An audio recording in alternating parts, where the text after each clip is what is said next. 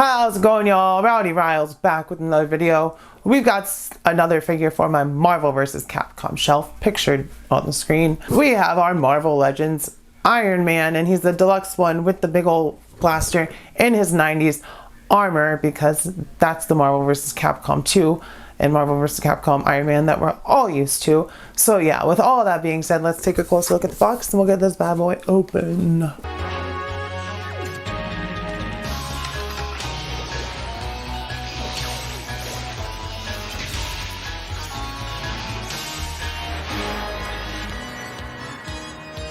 As you can see, we've got this giant freaking box. It says Marvel Comics Iron Man in that 90s animated retro style. And then it says Iron Man down below. And of course we get some artwork and a render of the figure. On this side, once again, Iron Man, and then a shot of some artwork. On the back, we get a blurb and everything included in the box, which is a giant gun and swappable head and hands and effects. So let's read about our new Iron Man.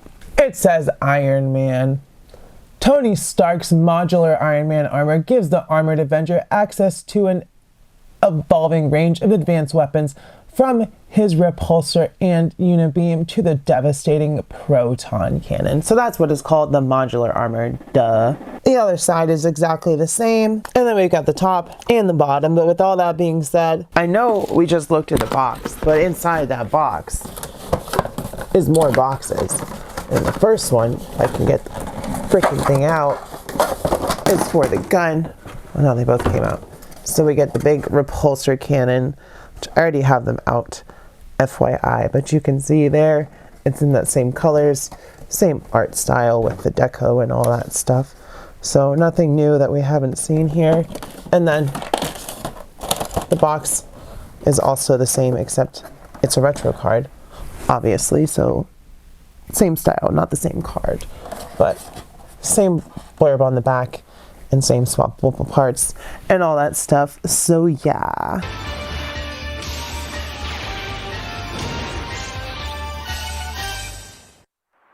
So here is our modular armor Iron Man from Marvel Legends, from Marvel vs. Capcom, out of the box. My colored light died, so we got a little bit of a palette swap with the red hues in the background, but it kind of works for this modular Iron Man. They did reuse it in the, actually I think the gold and red one was the first one, and then they reused this one for obviously the Marvel vs. Capcom repack, because that's what we all recognize it from, that's what we all want it for. And it is that modular armor, which is mostly red with the spots of yellow, and you can see we've got the unibeam on his chest, and we've got, you know, pinless arms. The only thing missing from him is an upper body or upper torso ball peg and butterfly joints. Other than that, articulation's beautiful, and because he's pinless and all that stuff, he'll fit in with the Marvel vs. Capcom shelf, with the Mafex Spider-Man, with the Jada Toys Street Fighters, and I do actually have a CT Toys Wolverine coming. So I guess 2025 is the year of Marvel vs. Capcom for my collection. That's what I'm going to be focusing on, trying to finish that up. So yeah, I was like, this guy's going to go up in price when we get more and more Marvel vs. Capcom releases, so I better snag him now. He was 40 bucks on Amazon, so not too bad. I wish I could have got him for cheaper, but you win some, you lose some, and I did not want to miss out and see him going for like 80 bucks and just be like, fuck! Checking out good old Tony's height.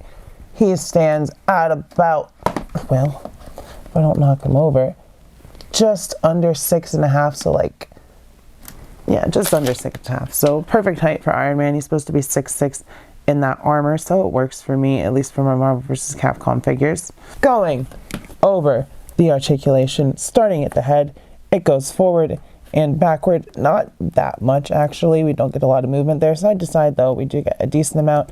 Ab crunch goes forward and backward. Shoulders come up 90 degrees. We get a bicep cut.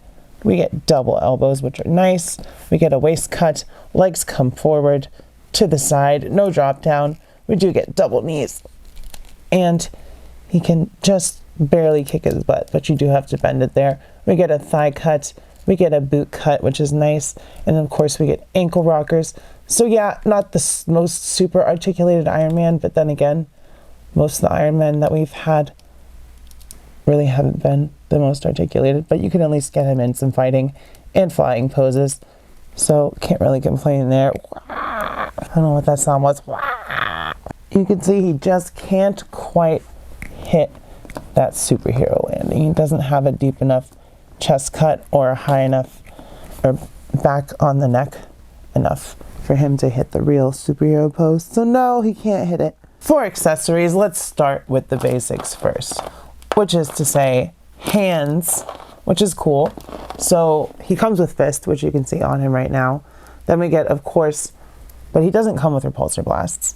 We get 2 repulsor blasting hands, which actually have paint on the inside, so that's very nice.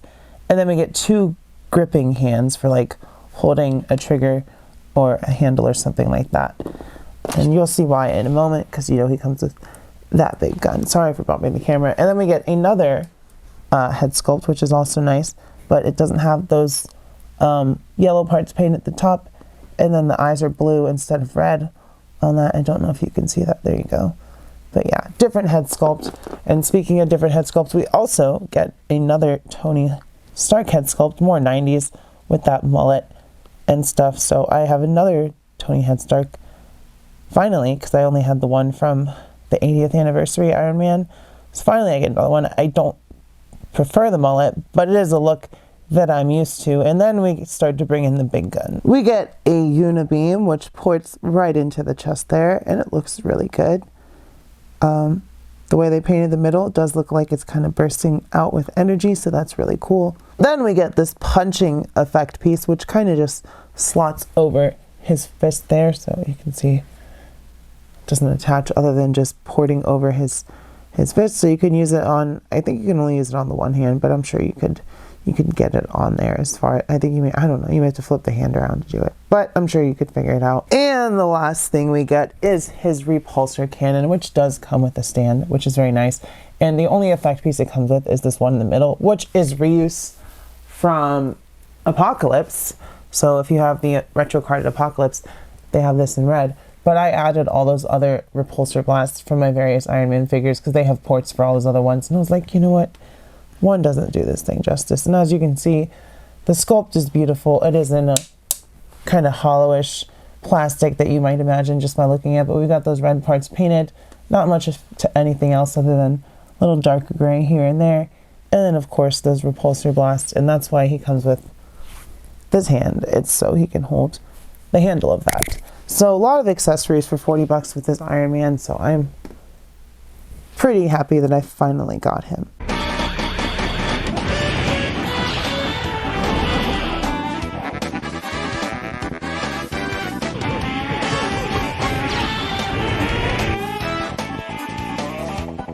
First, for scale and comparison for Marvel vs. Capcom, here is our Marvel Legends Iron Man with a Jada Toys Mega Man and a Mafex Spider-Man. Here he is with Jada Toys Cammy and Guile, Ryu and Chun-Li, Marvel Legends Venom, and Storm Collectibles Morrigan. And I think that about does it. So with all that being said, you can't go wrong adding stuff to your Marvel vs. Capcom shelf. I'm trying to make it all pinless and good looking, so pinless 90s Iron Man with all the accessories to make him Marvel vs. Capcom. Great figure, great video, so hit like, of course, hit subscribe if you're not subscribed. Make sure you check out my giveaways. Comment, let me know if you have this figure, how your day is going, if you have a Marvel vs. Capcom shelf, what your favorite fighting game is. Just say hey. Keep your head up, stay brave, be kind to your local LGBTQ community. I love you, I'll see you next time, and bye-bye.